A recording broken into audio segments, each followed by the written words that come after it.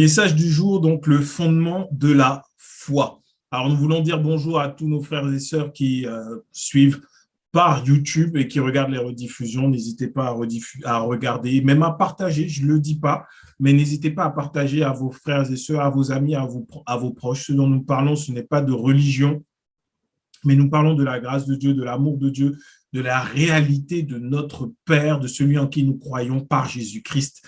Donc vraiment, bonjour à vous tous, où que vous soyez de par la France ou même au-delà. Donc ce matin, nous allons voir le fondement de la foi.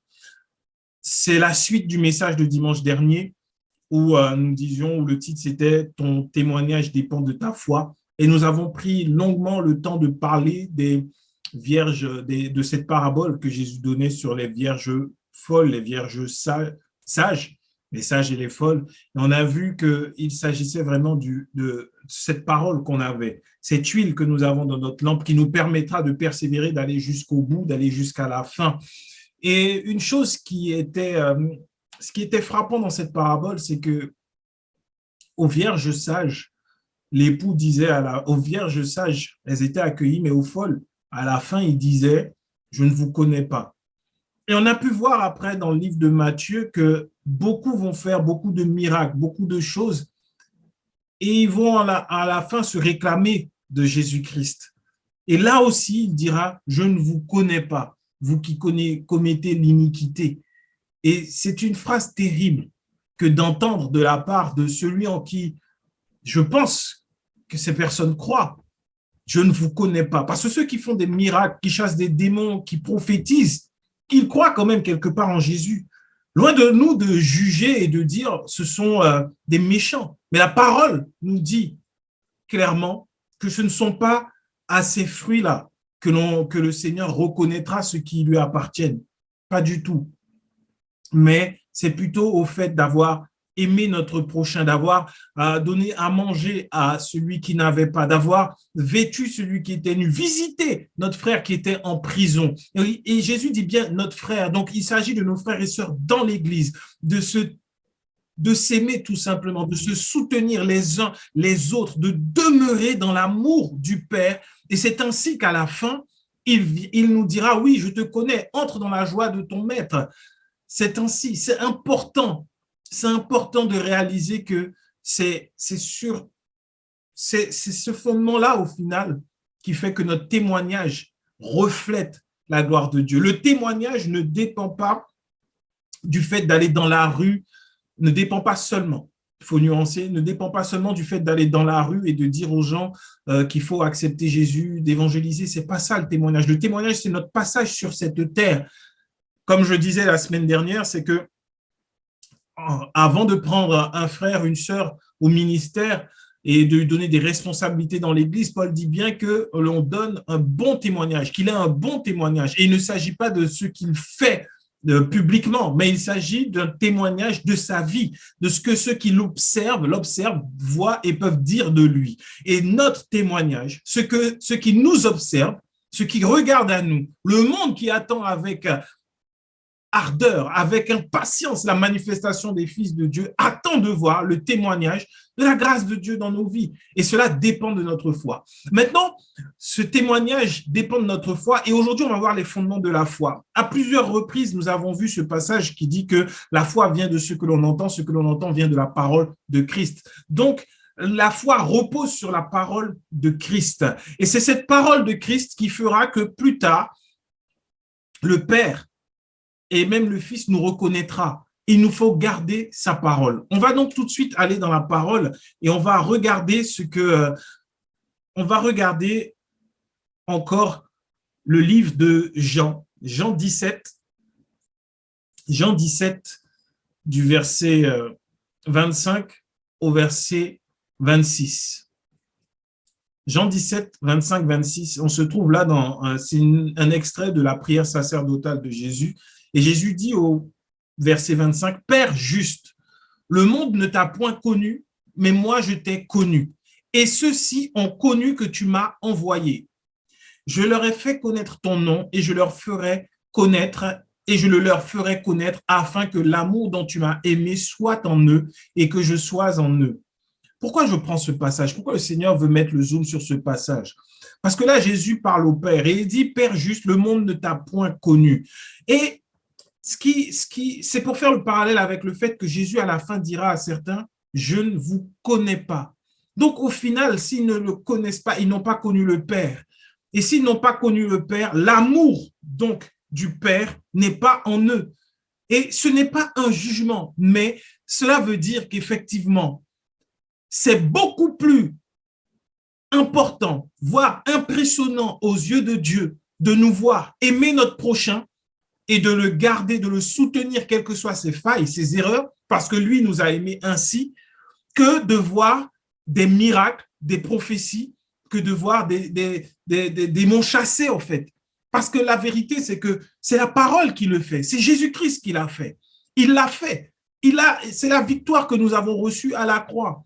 Mais de connaître Dieu comme étant le Père juste, alors, c'est cette parole de Jésus-Christ dont nous avons besoin pour que notre foi soit solide. Lorsque Jésus parlait de ça, il disait que celui qui ne met pas en pratique sa parole, la parole que lui dit, et on l'a vu la semaine dernière dans le livre de Matthieu 7, 13 à 27, lorsque Jésus parle de ça, il dit que celui qui ne met pas, qui entend ces paroles et qui ne les met pas en pratique est semblable à un homme insensé qui a bâti sa maison sur le sable, le fondement, la fondation. Quiconque qui fait de l'architecture ou celui qui a l'habitude de construire des maisons, un maçon pourra dire que la fondation de la maison est ce qu'il y a de plus important, est ce qui fera que la maison va tenir ou non selon les intempéries. Et celui qui n'a pas la parole de Christ, il est important de réaliser ça. Celui qui n'a pas la parole de Christ comme fondation, alors il est sur du sable. Et je dirais même sur des sables mouvants. Si on s'appuie sur la loi, si on s'appuie sur l'Ancien Testament, si on s'appuie sur une vision religieuse de Dieu, alors notre maison, tout ce que l'on pourra bâtir, tout ce que l'on pourra faire ne sera que bâti et fondé sur du sable. Ce qui veut dire que les épreuves vont venir, les vents vont souffler, les tribulations vont venir et on ne pourra pas tenir. On ne pourra pas tenir et demeurer dans l'amour du Père. Alors que lorsque nous prenons la parole de Jésus-Christ et que nous gardons cette parole et que par la foi, nous pratiquons alors les bonnes œuvres que Dieu a préparées d'avance pour nous, notre maison est fondée sur le roc et elle demeurera ferme, stable. Les épreuves vont venir, les difficultés vont venir, mais nous demeurerons fermes dans l'amour de Dieu. Nous ne serons pas comme des religieux forcenés. Oui, ça va le faire. Non, nous resterons dans l'amour de Dieu. C'est complètement différent que de ce que la religion peut faire. Et un exemple de cela dans la parole, un exemple parlant, et je crois que c'est pour ça qu'il est celui qui a écrit le plus de livres dans le Nouveau Testament, c'est l'exemple de Paul. Paul qui était un fervent religieux, qui pensait connaître Dieu, qui pensait défendre les intérêts de Dieu. Paul va être celui par qui la grâce va nous être expliquée. Christ va venir nous la révéler, va venir nous la donner. Il est la grâce, mais Paul est celui qui pourra expliquer la grâce. Pourquoi? Parce qu'il sera passé des ténèbres à la lumière. Il aura expérimenté la grâce de Dieu, lui qui était assassin. On va regarder ce qu'il dit à Timothée, son fils, dans la foi. 1 Timothée 1, 3 jusqu'au verset 20. 1 Timothée 1, 3 à 20. Donc, Paul dit à Timothée, je te rappelle l'exhortation que je te fis à mon départ pour la Macédoine lorsque je t'engageais à rester à Éphèse, afin de recommander à certaines personnes de ne pas enseigner d'autres doctrines et de ne pas s'attacher à des fables et à des généalogies sans fin qui produisent des discussions plutôt qu'elles n'avancent l'œuvre de Dieu dans la foi. On va faire une pause là. On va lire, on n'est pas pressé, on lit patiemment. Nous sommes dans une exhortation, on n'est pas dans un enseignement particulier. Donc, on prend le temps, on est dans une exhortation, même une réflexion profonde sur la parole et sur le fondement de la foi. Je crois que ce moment de l'été est opportun pour pouvoir voir sur quoi notre vie repose. Et si ce n'est pas sur le roc, alors que nous puissions déplacer cette maison qui est sur le sable, sur le roc divin. Paul, là, rappelle à Timothée qu'il lui a fait une exhortation, un encouragement. Une exhortation, c'est fort, c'est une recommandation forte, mais qui qui en garde le libre arbitre de le suivre ou de ne pas le suivre, de ne pas la suivre, cette exhortation. Et donc, Paul recommande à Timothée, il l'exhorte de recommander à certaines personnes de ne pas enseigner d'autres doctrines que la sainte doctrine, celle de la grâce et de l'amour de Dieu, tout simplement. Il n'y a pas d'autres doctrines, mais il y a des personnes qui se lèvent et qui enseignent d'autres doctrines, et ces doctrines sont attachées à des fables. Des fables, c'est quoi? Ce sont des histoires qui sont racontées. Je pose la question là maintenant, est-ce que nous n'avons jamais entendu des histoires et on n'a jamais vu des témoignages, on n'a jamais trouvé la personne pour venir nous dire que c'est vrai, mais pourtant ces histoires sont répandues et connues dans les églises. On en connaît tous. Ah oui, c'est l'histoire d'une sœur ou l'histoire d'un frère. Ce sont des oui-dire, c'est rapporté. Et je sais qu'il est important, lorsqu'il y a un témoignage, d'entendre la personne témoigner elle-même plutôt que d'entendre quelqu'un donner le témoignage de la personne. Parce que ça peut commencer avec « j'étais malade, il y avait une boule en moi, j'ai prié, la boule est partie ». Et c'est un exemple. Et dans la nuit, j'ai vu un ange me dire que voilà, tu es guéri. Ça peut commencer de là et de bouche en bouche, ça va finir en cette personne était oppressée, des sorciers avaient mis un cancer en elle, et puis une nuit, un ange lui est apparu et l'ange a sorti une épée, lui a dit c'est l'épée de la parole, a ouvert le côté où il y avait la boule, l'a enlevé et ensuite lui a dit va et donne ton témoignage de par le monde. Alors qu'à l'origine, ce n'était pas ça. Ça devient une fable. Ça devient une fable où Dieu n'est pas glorifié. Et il y a aussi des généalogies sans fin où on essaie de démontrer. La généalogie, c'est quand on parle de un tel était le père d'un tel et il a engendré un tel père d'un tel a engendré un tel. Si on regarde dans la parole, dans les évangiles, je crois que c'est dans l'évangile de Matthieu, ça commence par la généalogie de Jésus, où on explique on parle depuis Adam pour arriver jusqu'à Jésus, ou ainsi de suite. Ces généalogies, aujourd'hui, c'est comme si cette portion de l'évangile, de l'écriture, n'existait plus. Parce qu'il y a des hommes qui se lèvent et qui enseignent que pour aujourd'hui entrer dans le ministère, il faut qu'on sache qui est ton père spirituel, afin de savoir où toi tu te situes spirituellement. Et quand on saura qui est ton père spirituel, on va voir qui est son père spirituel à lui-même et ainsi de suite, pour voir d'où remonte l'onction avec laquelle tu opères. C'est exactement ce que Paul disait à Timothée, d'empêcher d'autres de le dire, d'empêcher d'enseigner cette doctrine-là. Des histoires, on entend toujours des histoires fabuleuses, des récits extraordinaires sur le fait qu'il s'est passé ci, il s'est passé ça. Les personnes même, on ne sait pas, on n'a jamais vu. Il y a beaucoup de choses, beaucoup d'histoires qui ont été racontées, que j'ai entendues depuis ma jeunesse dans l'Église. Et pourtant, l'origine de cela, je ne sais pas. J'ai vu également des personnes venir donner des témoignages simples, mais ces témoignages sont déformés pour que l'homme de Dieu qui le donne soit glorifié. Je l'ai vu de mes propres yeux. Entre le témoignage qui a été donné et ce qui est redonné à la foule, il n'y a presque rien à voir. Ça a été amplifié, ça a été, comment dire encore, l'expression m'échappe, mais ça a été, voilà, c'est augmenté. C'est augmenté pour que les gens soient impressionnés et dire « waouh !» Et les généalogies. Donc, on enseigne ainsi le fait d'honorer les pères, de suivre les pères, parce que sans les pères, on ne peut pas recevoir. Et on va dans la Bible, on va chercher des généalogies spirituelles. C'est pour ça que dans la Bible, on a sorti beaucoup de choses. Et beaucoup se sont amusés à dire que voilà, puisque Paul disait qu'il était le père spirituel de Timothée, donc beaucoup s'amusent à dire que Paul, au-dessus de lui, il avait un père spirituel qui était Gamaliel. Et ensuite, une fois qu'il est venu dans l'évangile, il a eu ce père spirituel qui l'a accompagné, parce qu'au début, c'était Paul et Silas, après c'était... Mais la Bible ne le dit pas. La Bible ne le dit pas. Au contraire, lorsqu'il parle de son passé, Paul dit qu'il a tout considéré comme étant de la boue. Donc, il ne se réclame pas comme étant fils spirituel de Gamaliel. Et on ne voit pas Paul même recommander à ceux qu'il considérait comme ses enfants dans la foi, parce que lui, n'ayant pas d'enfant naturel, on ne le voit pas recommander de dire « dites que vous venez de ma part et que je suis votre père spirituel afin que vous soyez crédibles ». Non. Par contre, il les encourage à prêcher la vérité et à demeurer sur la sainte doctrine. Et c'est cela que Paul dit. Pourquoi? Parce que cela ne produit que des discussions. Combien de messages on a pu entendre et ensuite, quand on se retrouve avec des frères et sœurs, ce sont des discussions vaines qui ne font pas avancer la foi. Parce qu'on se dit, ah oui, c'est vrai, il s'est passé ça dans la vie d'un tel parce qu'il n'avait pas honoré son père, il s'est passé ci parce que ça, parce que ce ne sont pas des discussions qui avancent dans la foi. Ce que Dieu veut, c'est que nous puissions grandir constamment dans la foi parce que nous avons vu que la foi est ce véritable combat que nous avons à mener.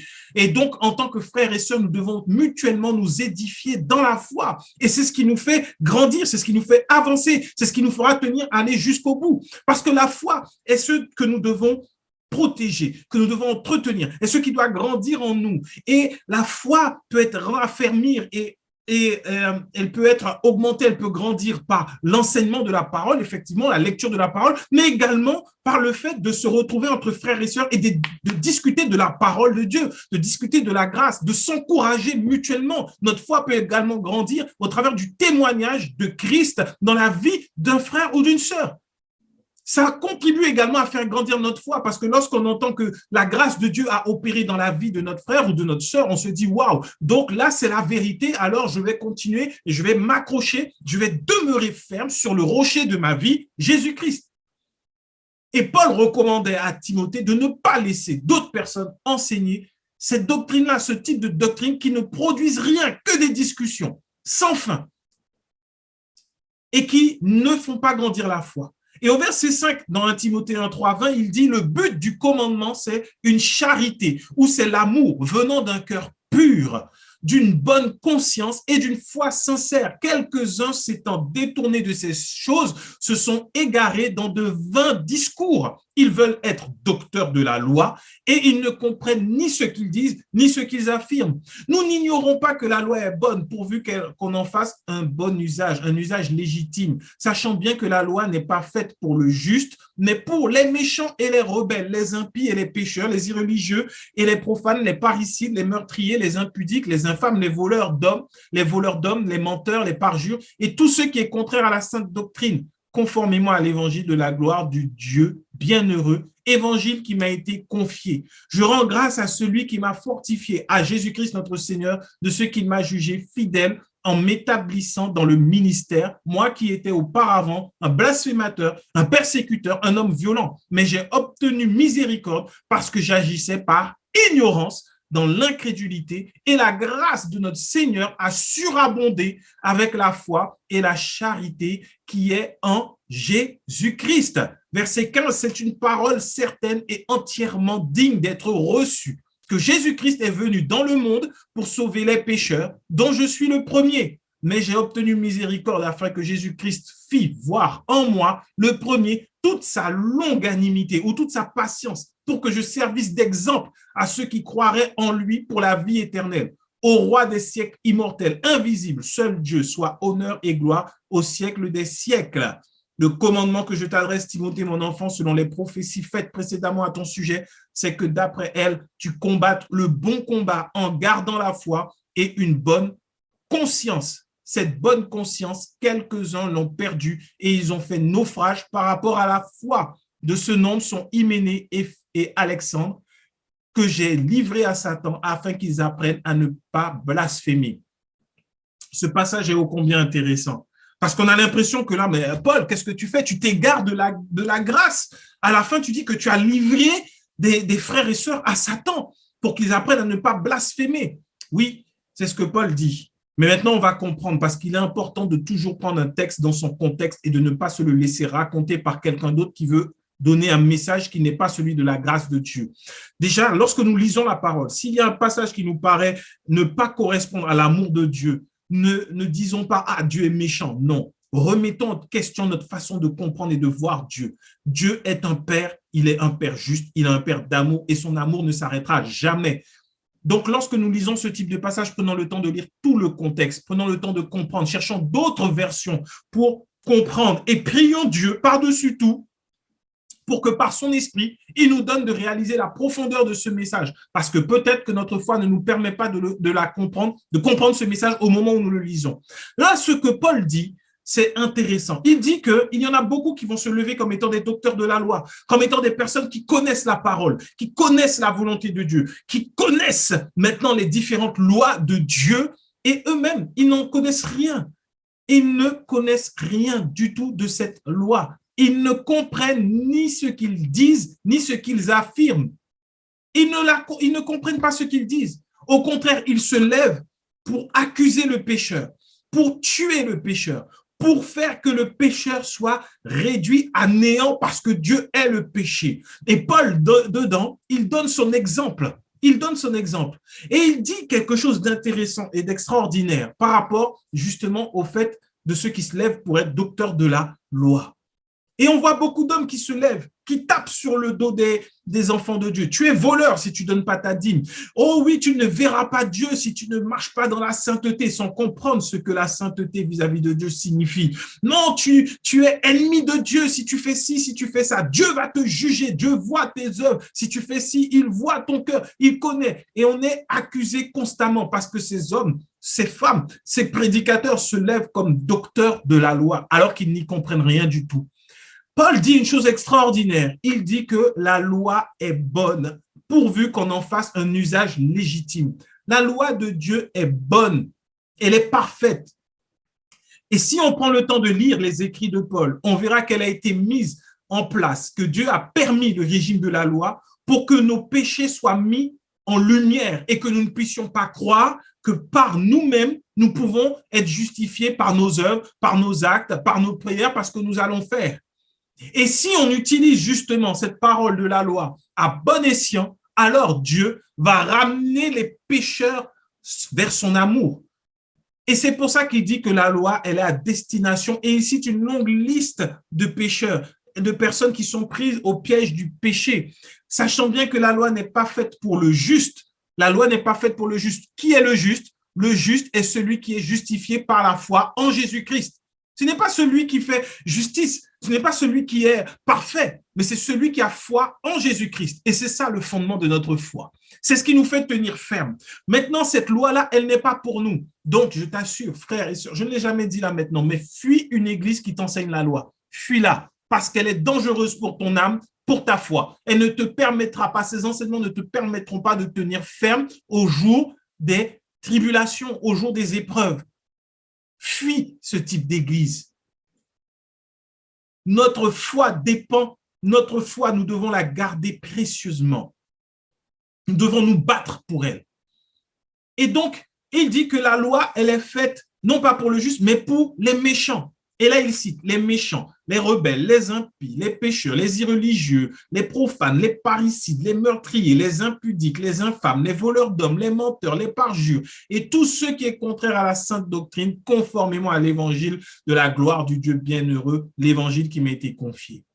En fait, Paul dit simplement que si on veut voir des âmes être sauvées, si on veut se lever comme étant docteur de la loi, si on veut mettre en avant la loi, il ne faut pas la prêcher dans l'église, mais il faut aller dehors, afin que dehors, ils réalisent leur état de pécheur et qu'ils courent dans l'église pour trouver la grâce et l'amour de Dieu, afin d'être justifiés et d'échapper au jugement et au châtiment qui est lié à la loi.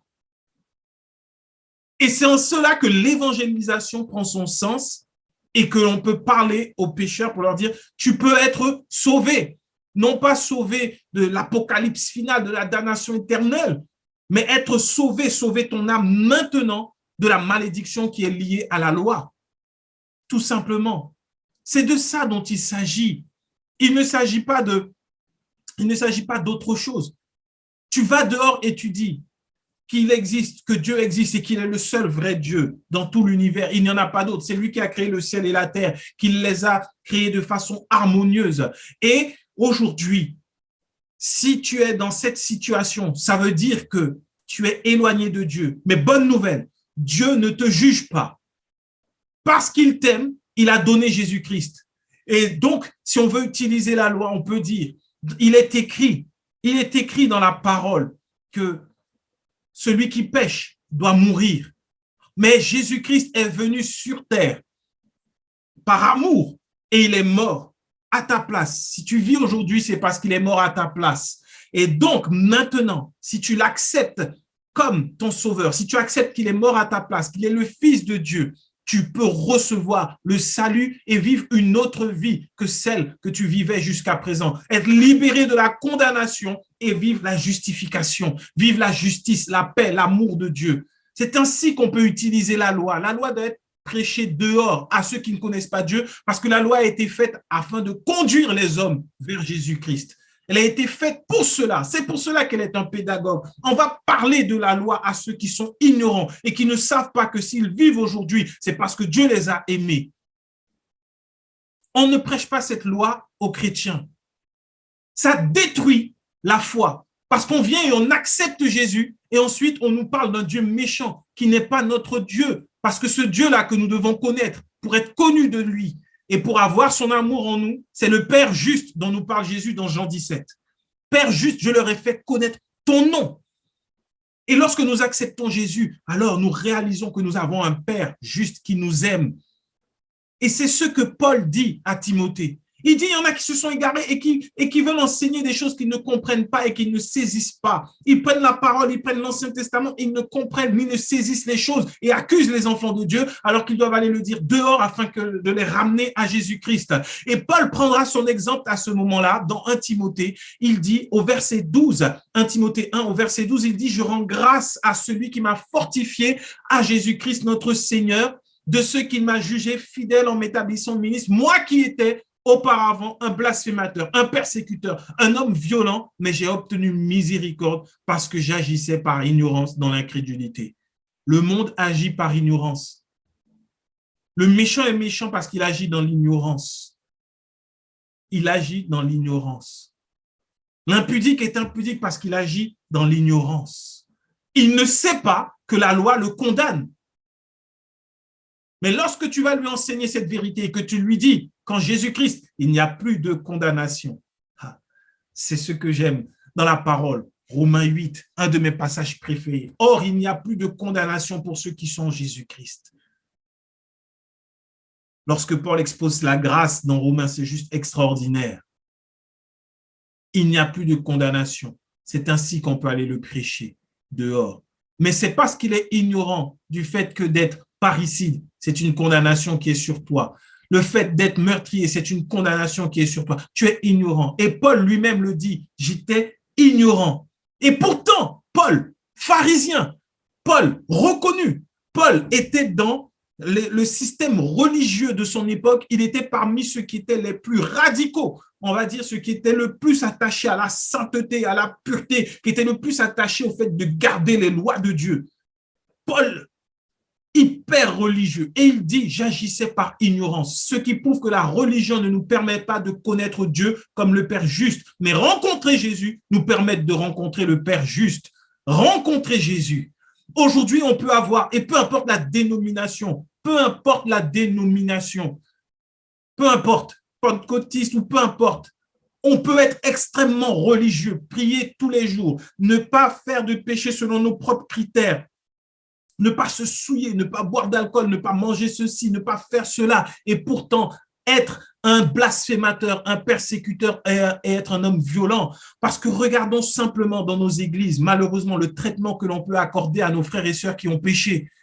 Il y en a très peu qui vont venir entourés d'amour et qui vont les garder et qui vont être là avec eux. Beaucoup vont tourner le dos pour qu'on ne puisse pas dire « Ah, mais moi, je ne suis pas avec cette personne, je ne fais pas ce qu'il fait, qu'on ne puisse pas s'apparenter à moi. » Mais aujourd'hui, si nous sommes en Christ, c'est parce que Dieu n'a pas agi comme ça vis-à-vis de nous. Et c'est cette grâce-là que nous devons garder, propager tout autour de nous. C'est ce fondement que nous devons avoir dans notre foi, l'amour de Dieu.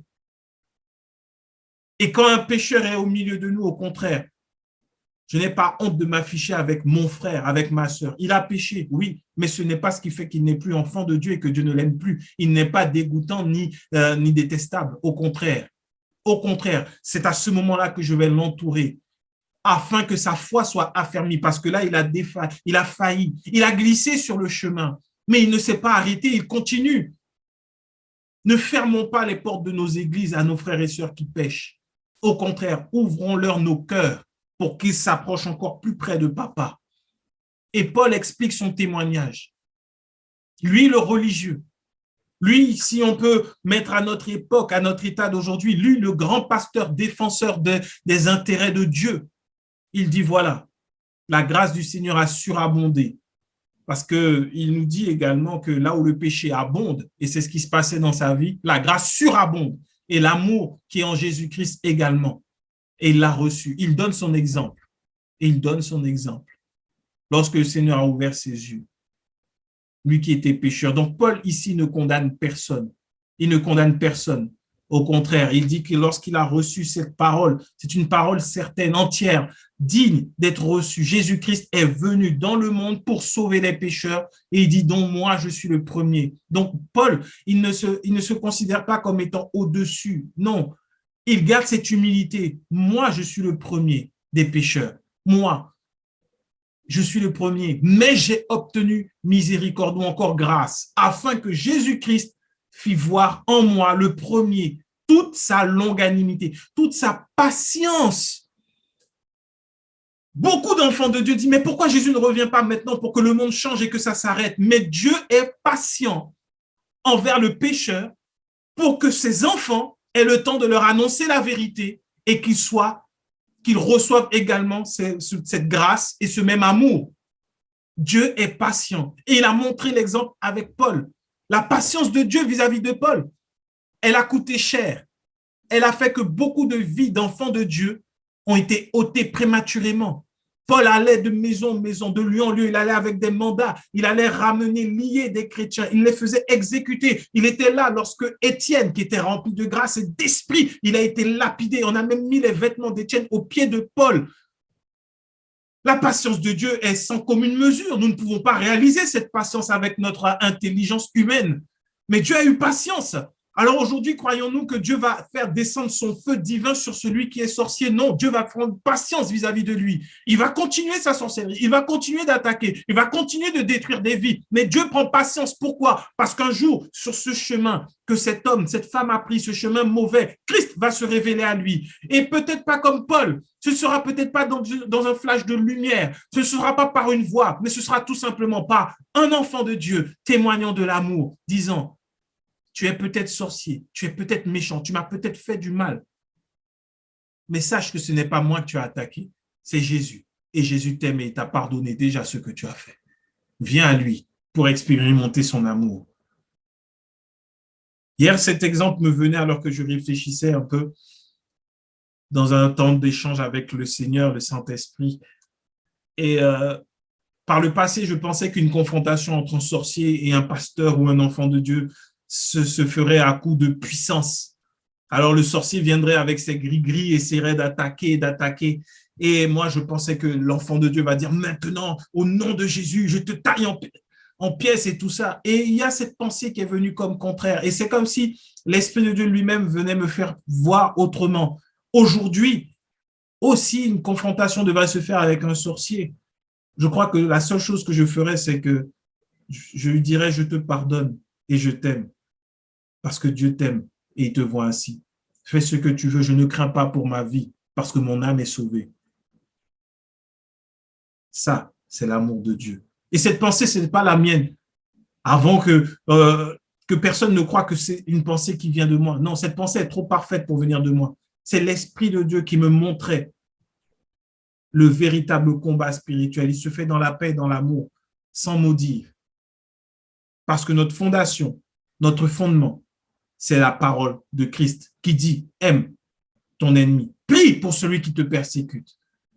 Et alors, au lieu de lâcher des paroles, que le feu descende sur toi, à ce moment-là, devant celui qui est dans l'ignorance, il me disait: tu élèves la voix et tu pries pour lui, afin qu'il expérimente l'amour de papa. Tout simplement. C'est ça, ce fondement. Et on ne peut pas prêcher à côté.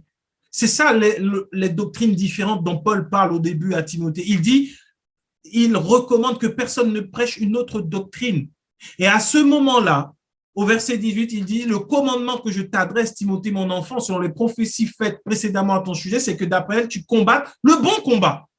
Donc, tu gardes cette bonne parole que Christ est venu afin que le pécheur soit sauvé et qu'il expérimente la patience et l'amour de Dieu dans sa grâce. Et il dit: cette conscience, quelques-uns l'ont perdue. Et il dit: en gardant la foi et une bonne conscience. Une bonne conscience, c'est annoncer la vérité. Lorsqu'on n'annonce pas la vérité, notre conscience nous condamne parce que nous avons été renouvelés en Jésus-Christ.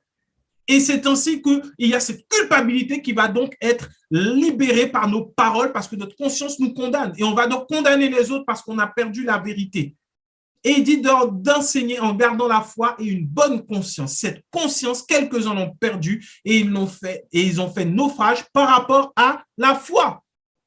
Par rapport à la foi.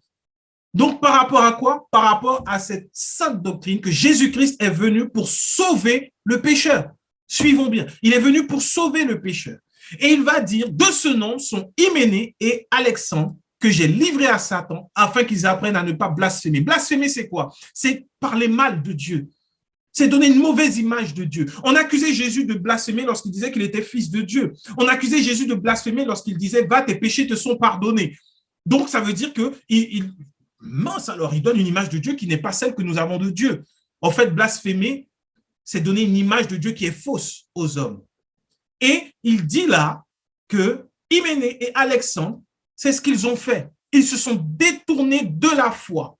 Et il dit, je les ai livrés à Satan. Quand il dit, je les ai livrés à Satan, ça veut dire qu'ils vont expérimenter ce que c'est que d'être sous l'emprise du diable, afin de ne pas donner une image mauvaise de Dieu. Ça veut dire que là, alors que Dieu leur a donné, alors qu'ils ont reçu la parole de la foi, et ils commençaient à prêcher l'amour, ils se sont détournés de ça pour commencer à prêcher autre chose et donc donner une mauvaise image de Dieu. Pourquoi? Parce qu'ils ne valorisaient pas et ne prenaient pas garde au fait que d'être dans la grâce, c'est extraordinaire. Mais lorsque cette grâce, ce manteau de grâce, si je puis dire, disparaît et qu'on est livré aux attaques du diable, il ne les a pas livrés à Satan afin qu'il les tue, mais afin qu'ils expérimentent les attaques que ceux qu'ils accusaient vivent. Parce que parfois, quand on est en Christ, on oublie, parce que nous sommes protégés, on oublie que le juste est environné de sa grâce tel un bouclier et que c'est seulement la grâce de Dieu qui fait qu'il y a des attaques qui ne nous arrivent pas. Lorsque nous oublions cela, Paul, il le dit clairement, il dit, je les ai livrés à Satan, c'est-à-dire que le diable avait légitimement le droit de les attaquer désormais, afin qu'ils réalisent que Dieu est bon, afin qu'ils réalisent que Dieu est bon et qu'il n'est pas ce que eux commençaient à enseigner, parce qu'ils enseignaient un Dieu qui était méchant et qui condamnait le pécheur. Mais en étant sous les traits enflammés du malin, en étant soumis à ces attaques du diable, ils vont réaliser, waouh, il y a une réelle différence entre le fait d'être dans la grâce et d'être soumis à ce type d'attaque, d'oppression, pour ne pas donner une mauvaise image de Dieu. C'est ça, blasphémer. L'image de Dieu ou le témoignage, ça revient au message de dimanche dernier. Le témoignage que nous donnons, ça doit être l'image de Dieu. N'oublions pas, parce que nous avons son amour en nous, tel il est, tel nous sommes. Et si nous oublions que notre Père est le Père juste, qui n'est pas celui qui condamne, qui n'est pas celui qui écrase, qui n'est pas celui qui juge. Il ne juge pas parce que le châtiment qui produit la paix est tombé sur Jésus-Christ afin que nous soyons justifiés par la foi, pas par les œuvres. Si nous l'oublions, alors Satan peut avoir légitimement le droit de nous attaquer afin que nous puissions réaliser qui est notre Dieu et de ne pas donner une fausse image de lui. Et malheureusement, beaucoup d'hommes de Dieu, beaucoup de chrétiens expérimentent des attaques non-stop, c'est réel. Pourquoi? Parce que l'image qu'ils ont de Dieu n'est plus celle du Père, mais c'est l'image de celui qui condamne et qui tue le pécheur, comme dans l'Ancien Testament. C'est pour cela que la loi, si elle n'est pas enseignée à bon escient, elle n'est pas pour les justes. Et beaucoup de chrétiens vivent des attaques. C'est vrai ce qu'ils vivent. Quand ils disent que dans la nuit, ils ont été oppressés, c'est vrai. Pourquoi? Ils se sont détournés de la foi. Il n'y a plus de relation avec papa, avec le Père juste, mais c'est une relation avec un Dieu méchant. Le seul moyen de faire que ces attaques s'arrêtent, ce n'est pas de faire des jeûnes, des prières, c'est de revenir dans la foi, de retourner à son premier amour, Jésus-Christ, en qui nous avons la victoire. Nous n'avons pas besoin de lutter. Nous avons la victoire en lui, la foi. Et nous sortons du sable pour nous remettre sur le roc, tenir ferme. Les épreuves pourront venir. Et d'ailleurs, lorsque nous sommes environnés de sa grâce, les épreuves, elles ne peuvent nous arriver que si nous avons la foi pour y faire face. Rien d'autre. Parce que le Père lui-même dit non, ça ne peut pas lui arriver. Ça ne peut pas lui arriver. Ça, non. Ça, non. Ça, je ne le permets pas. C'est ça d'être environné vers sa grâce, de sa grâce. Et quand il y a quelque chose qui arrive, ça ne veut pas dire que papa dit, bon, là, maintenant, je vais te tester par ça. Non, ça veut dire, j'ai confiance en toi, mon enfant, parce que tu as cette foi-là assez ferme pour résister face à cette attaque. Donc, je n'ai pas besoin de m'en occuper moi-même. C'est là qu'on voit que nos enfants grandissent. Hier, on avait besoin de faire attention à nos enfants quand ils descendaient dans des escaliers parce qu'ils marchaient à peine. Donc, on leur évitait parfois de descendre les escaliers. On leur faisait faire un peu d'exercice. Après, on les prenait. On disait, c'est bien, tu as fait des pas, c'est bien. Ils commençaient à marcher. Mais quand l'enfant commence à courir, on ne va plus regarder comment ils marchent les escaliers. On les laisse monter, descendre dans les escaliers seuls. C'est la même chose avec papa.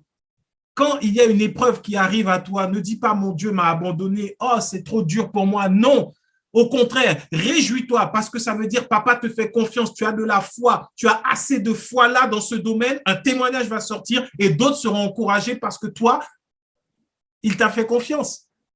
Considérons les diverses épreuves auxquelles nous sommes soumis, nous sommes exposés comme étant des sujets de joie parce que papa nous dit tout simplement, par là aussi il nous dit, je te fais confiance. Alors si l'épreuve te paraît grande, alors imagine comment le Père te voit. Ça te permet de voir comment le Père te voit et comment il considère son fils, comment il considère la foi que tu as. Ça t'affermit, ça te fait grandir encore plus. Donc, c'est pour cela qu'il y en a que, non, il ne va pas filtrer. Parce que là, il sait, oh, ça, c'est rien pour mon fils. Ça, c'est rien. De la même manière que nous, avec nos enfants, il y a quelque chose qui vient, on dit, ah, mais non, ça, je sais que ma fille, mon fils, ça, il va gérer sans problème. Je sais qu'il peut. C'est largement dans sa portée. Et pourtant, l'enfant, lui, n'a pas confiance en lui. Et nous venons, nous l'encourageons. C'est ce que le Père fait avec nous. L'épreuve est là. Nous prions. Ah, mon Dieu, c'est dur. Il t'encourage. Il te donne une parole. Et lorsqu'il t'a donné cette parole, ta foi est boostée comme avec nos enfants. Et au final, l'épreuve, quand tu vas regarder derrière toi, tu vas dire, waouh, en fait, au final, ce n'était pas si dur que ça. Mais la grâce m'a soutenu. C'est ça, la vérité. C'est cette image du Père que nous devons donner. C'est ce qui nous permet de tenir ferme. Il y a des épreuves, il y a des difficultés, mais cela, ça veut dire que papa nous fait confiance lorsqu'elles viennent. Mais lorsque nous ne sommes pas dans la grâce, lorsque l'image du Père que nous avons n'est pas celle du Père, justement, mais celle de Dieu éloigné, qui exige et qui demande de l'obéissance, qui demande de la sainteté, qui exige, alors ça, nous sommes sur du sable. L'épreuve vient, on s'enfonce. Elle vient une autre épreuve, vient, on s'enfonce encore plus. Comme dans les sables mouvants, plus on va se débattre pour s'en sortir, plus on va s'enfoncer, plus on va s'enfoncer, plus on va s'enfoncer. Le fondement de la foi, c'est la parole de Christ. Christ nous a fait connaître le Père. Alors aujourd'hui, il y en a qui connaissent toute la Bible, de Genèse à Apocalypse, du chapitre 1er jusqu'au dernier chapitre de toute la Bible d'Apocalypse, sauf que ce n'est pas ce qui sauve et ce n'est pas ce qui va faire que notre foi sera grande. Connaître Jésus-Christ, c'est déjà connaître le Père et être connu du Père. Connaître les paroles de Christ. Alors, on ne peut ne pas connaître toute la Bible par cœur, mais si notre foi demeure sur le fait que Christ est venu sur terre afin que le pécheur soit sauvé par lui, nous avons un bon fondement. Si nous considérons que Christ est le Fils de Dieu, qu'il est venu sur cette terre, qu'il est mort à notre place, le fondement de la foi est solide en nous. Si nous considérons que tout ce que nous avons, la victoire, la paix, la santé, le repos, même lorsque ce n'est pas ce que nous voyons, mais c'est ce que nous l'avons par Jésus-Christ, par son œuvre à la croix, alors notre foi repose sur de bonnes fondations. Si nous croyons que l'amour de Dieu est ce que nous devons manifester sur cette terre, tant que nous sommes sur cette terre, parce qu'il nous a aimés le premier et parce qu'il nous a témoigné l'amour en sacrifiant Jésus-Christ pour nous, alors notre foi repose sur de bons fondements. Comme je disais, c'est un encouragement. Si cet été, tu réalises que ta foi repose sur les paroles qu'un prophète peut dire sur ta vie, redimensionne-toi et repens-toi. Change ta façon de penser. C'est là la réelle repentance. Change ta façon de penser. Ta foi dépend de ce que Jésus-Christ a dit sur toi. Si tu penses que les bénédictions que tu expérimentes, que tu vis, dépendent de la grâce, de l'onction que tu vois sur ton pasteur, alors je t'en supplie, repens-toi, change ta façon de penser et que le fondement de ta foi soit sur le fait que tes bénédictions viennent de Jésus-Christ, car c'est en lui que nous sommes bénis de toutes les bénédictions dans les lieux spirituels. Si tu crois que parce que ton Père spirituel est célèbre, alors tu seras approuvé et accepté partout. Je t'en supplie, de grâce, repens-toi. Change ta façon de penser. Sache que ton Père, c'est Dieu lui-même et qu'il n'a pas besoin de passer par un homme pour t'établir dans un ministère. Sinon, il l'aurait fait pour Paul, il l'aurait fait pour bien des serviteurs, même dans l'ancienne alliance, Élie. Dieu ne s'est servi d'aucun homme pour établir Élie. Il ne s'est pas servi d'un homme pour établir Abraham. Ne gardons pas les fables et les généalogies. Appuyons-nous sur la parole de Christ. Appuyons-nous sur la parole de Christ. C'est important. C'est ce dont nous avons besoin. Et je finirai avec ce dernier passage qui confirme ce que la Bible dit. Romains 2, 17 à 24, c'est Paul qui parle encore. Et il dit, toi qui te donnes le nom de juif, qui te repose sur la loi, qui te glorifie de Dieu, qui connaît sa volonté, qui apprécie la différence des choses, étant instruit par la loi. Toi qui te flattes d'être le conducteur des aveugles, la lumière de ceux qui sont dans les ténèbres, le docteur des insensés, le maître des ignorants, parce que tu as dans la loi la règle de la science et de la vérité. Toi donc qui enseignes les autres, tu ne t'enseignes pas toi-même. Toi qui prêches de ne pas dérober, tu dérobes. Toi qui dis de ne pas commettre d'adultère, tu commets l'adultère. Toi qui as en abomination les idoles, tu commets des sacrilèges. Toi qui te fais une gloire de la loi, tu déshonores Dieu par la transgression de la loi.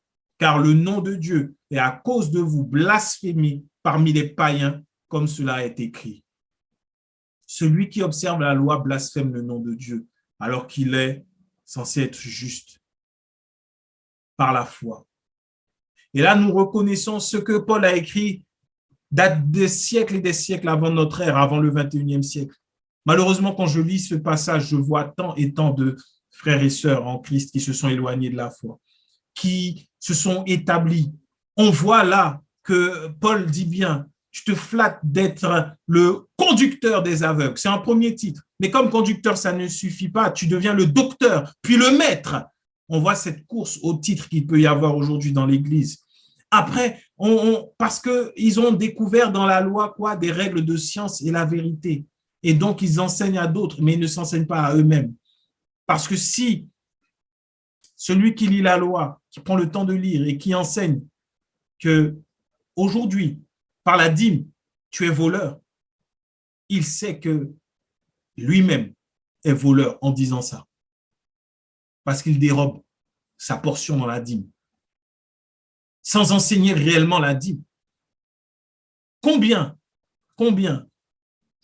prêchent la sainteté à outrance, prêchent et agissent durement vis-à-vis de ceux qui tombent et eux-mêmes sont dans l'adultère. Combien? Et c'est ce qui fait que les hommes regardent les églises et disent, moi, je ne veux pas de ce Dieu-là, il se passe trop de choses dans vos églises. Lorsqu'on parle aux gens, on dit, non, mais c'est des voleurs là-bas, ils volent ton argent, ils couchent avec les femmes dans l'église. Après, c'est un message qu'on n'entend plus trop assez. Mais ceux qui ont en horreur les idoles, qui vont prêcher sur le veau d'or pour dire, ah oui, mais ton argent là, ça devient ton Dieu si tu ne l'apportes pas à Dieu. Un exemple. Eux-mêmes commettent des sacrilèges et acceptent d'être adorés, adulés par les foules. C'est ça, blasphémer le nom de Dieu et de ne pas avoir le fondement de la foi. Le fondement que Dieu nous donne nous permet de recevoir avec foi ce merveilleux psaume de la parole ce psaume de David qui fait que nous pouvons marcher avec assurance. Parce que ce psaume, le psaume 23 de David, est réservé à l'épouse, à l'Église, à ceux qui ont foi en Jésus-Christ. Lorsque dans le psaume 23, David dit « L'Éternel est mon berger, je ne manquerai de rien ». Jésus-Christ est le bon berger. Il dit, il me fait reposer dans de verts pâturages. Jésus est celui qui nous a donné le repos. Il nous a donné le repos, la paix que ce monde ne peut nous donner. Il me dirige près des eaux paisibles. Celui qui marche par l'esprit n'accomplit pas les désirs de la chair. Il restaure mon âme. Il me conduit dans les sentiers de la justice à cause de son nom. Parce que quiconque invoquera le nom du Seigneur Jésus sera secouru, sera sauvé. Et quand je marche dans la vallée de l'ombre de la mort, je ne crains aucun mal, car tu es avec moi. Jésus disait, voici, je suis avec vous tous les jours jusqu'à la fin de ce monde. Je ne vous laisserai pas orphelin, mais vous aurez un autre consolateur. Ce sont des promesses de Jésus-Christ. C'est sa parole, la parole de Jésus-Christ, la fondation de notre foi. Et il dit, ta houlette et ton bâton me rassurent, l'autre consolateur. Tu dresses devant moi une table en face de mes adversaires. Cette table, c'est la table où nous prenons le corps et le sang de Jésus-Christ. Tu oins d'huile ma tête et ma coupe déborde. Oui, le bonheur et la grâce m'accompagneront, me poursuivront tous les jours de ma vie et j'habiterai dans la maison de l'Éternel jusqu'à la fin de mes jours. Avec Christ, nous sommes passés des ténèbres à la lumière et nous sommes devenus des pierres vivantes dans le temple de Dieu. Nous sommes nous-mêmes le temple du Saint-Esprit. Alors oui, nous habitons tous les jours dans la maison de l'Éternel, ce qui veut dire que dans la foi en Jésus-Christ, le bonheur et la grâce nous accompagnent tous les jours de notre vie. Le psaume 23 est valable dans la vie de celui qui marche dans la foi en Jésus-Christ. Le réciter ne change rien, mais comprendre les promesses qui sont attachées à ces paroles change tout.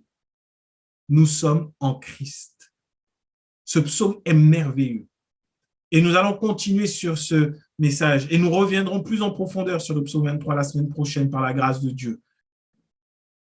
Que le Seigneur nous bénisse tous. Seigneur, merci encore pour ta parole. Merci pour ce que tu fais dans nos vies. Donne-nous de nous appuyer sur ta parole et de demeurer ferme dans la foi afin d'expérimenter tes grâces et tes bienfaits chaque jour. Oui, Père, nous croyons en toi, nous croyons en Jésus-Christ, ton Fils, nous croyons en sa mort à la croix pour nous, nous croyons qu'il ne nous a pas laissés orphelins, nous croyons qu'il a tout accompli pour nous. Que toi seul sois glorifié, que toi seul sois élevé dans nos vies, sois vu, que tu sois le témoignage de nos vies et que tel toi tu es, que nous le soyons également. Merci encore pour ta grâce infinie, dans le nom précieux et merveilleux de Jésus. Amen.